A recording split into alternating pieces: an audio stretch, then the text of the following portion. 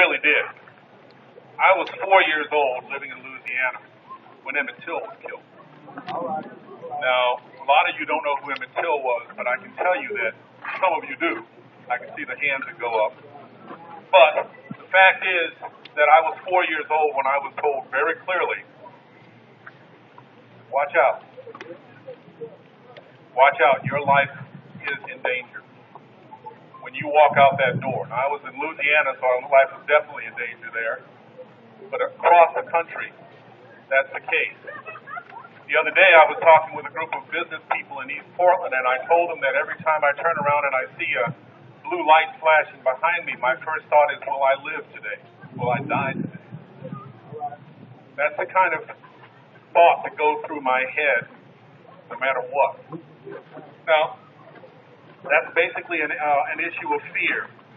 And you can control people by fear, or they can get past the fear. It is time for us to get past the fear.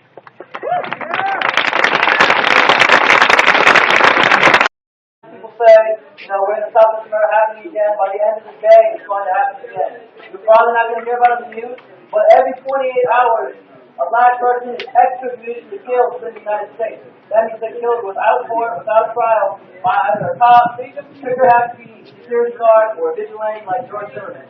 So it's going to keep happening. The only way to stop that from happening is by building power. As Kwame Ture, some of you might know him, Stokely Carmichael once said, if a white racist man wants to lynch me, that's his problem.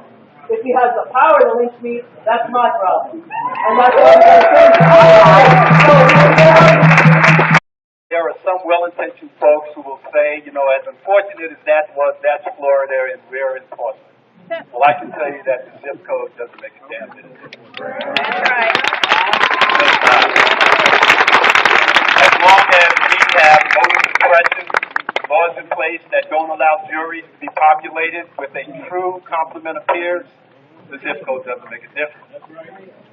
As long as there are gun laws that will not control access to guns for anyone who feels that that's the way to advance their agenda, the zip code doesn't make a difference. That's right. That's right. And as long as our young men are as exposed and as risk as they are, the zip code doesn't make a difference. Right.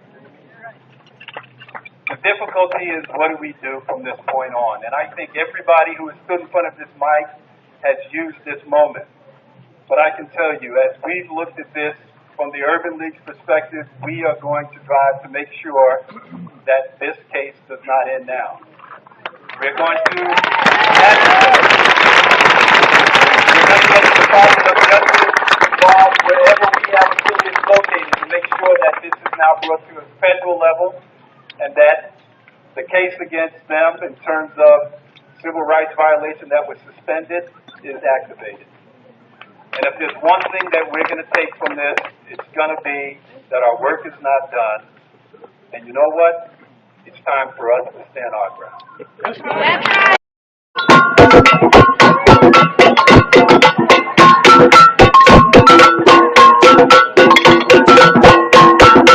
New York City, very near where I grew up, and because of New York stop and frisk policy, as he was walking along, again, 16-year-old boy, only concerned maybe with Pokemon, the prom, stuff like that, trying to do his homework.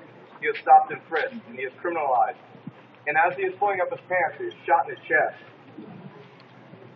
When I came back to the United States, I was shivering in fear. I grew up in Buffalo, New York. My grandparents, my great-great-grandparents go back in this country as far as we go. Not necessarily a glorious one, but one in which our blood is literally in the soil, like many of you here. And I shivered in fear because of the criminalization, because of the structural inequality, because of disenfranchisement, because of the idiotic racism that permeates the system. And you don't want to talk about it? This is death. I mean, my God. For people that don't want to talk about it and call us post-racial, you don't need to even look at Trayvon Martin. There is literally a field of corpses. A field of bloody corpses. I must say that young man, indeed. In fact, this and this is to a lot of the young people out here.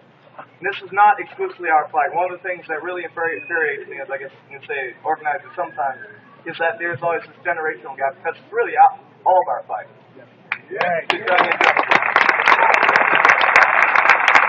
But I will say this, that it's up to all of us to create a force that's so overwhelming. If you're not part of a movement organization, if you're not part, I just got here, so you gotta give me a bit of time, but if you're not already part of every organization you can that's working on a project in some way, please join. Please, once we have a wave of people that are not just demanding change, but demand a system that works for them, demanding one that does not turn us either into indentured servants when we leave school or turn us into criminals within our own neighborhood, that's powerful. We have structural change.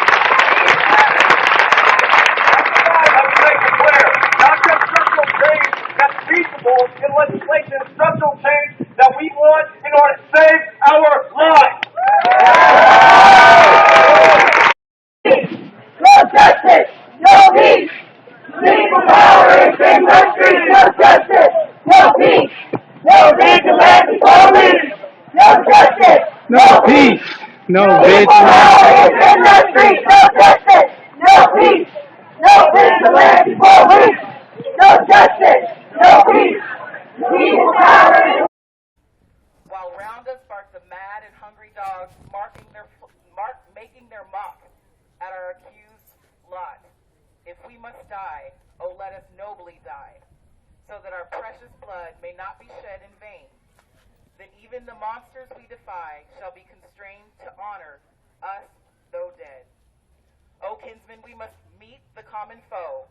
Though far outnumbered, let us show our brave, and for their 1,000 blows deal one death blow. What, though before us lies but the open grave? Like men, we'll face the murderous, cowardly pack, pressed to the wall, dying, but fighting back. Tear down! Tear down! Tear down! Tear down! Tear down! Tear down! Tear down! You can come! Avel Gordly, this is my son, Tyrone Water. We're both products of this community. And first I want to say thank you to Jamie and anybody else who helped you and others hold this campaign pin, the Newsdale Pro, for pulling this rally together this afternoon.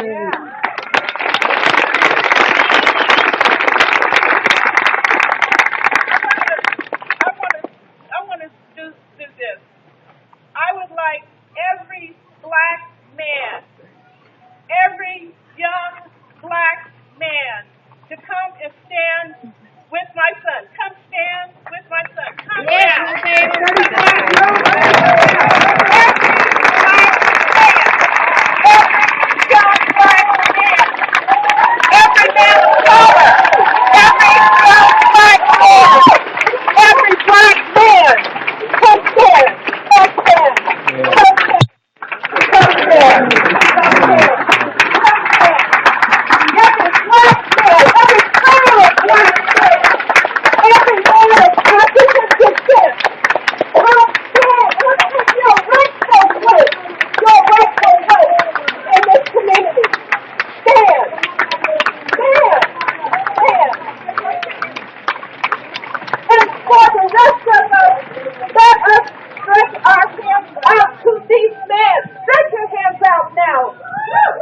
And so, to repeat after me,